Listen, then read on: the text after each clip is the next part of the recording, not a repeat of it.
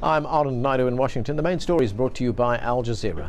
US President Barack Obama says there'll be no change in his Afghanistan war strategy, despite putting a new commander in place there. But US officials also say the new commander, General David Petraeus, can be flexible in his approach. Petraeus' confirmation hearings are scheduled for next week.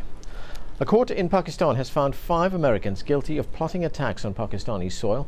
The men were students from the Washington, D.C. area, accused of making contact with al-Qaeda operatives over the internet.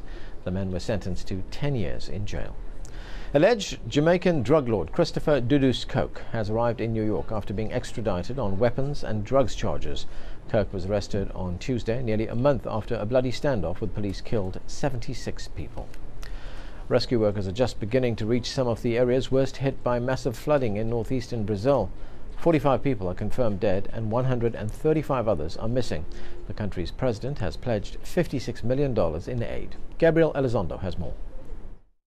The level of destruction in this town is just absolutely unbelievable. Every single government service has collapsed. This is the town hospital now. Everything. There's simply no more public service here anymore in the entire town.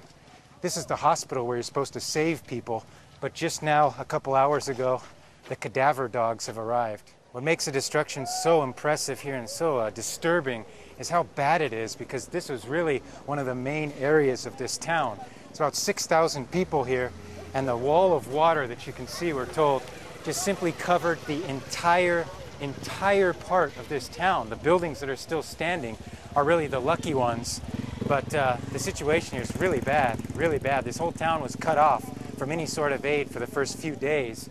So really, rescue crews are just now starting to really get in and assess how bad the damage is here. Look. And those are our top stories. You can keep up to date with all the news on our website at aljazeera.net/English.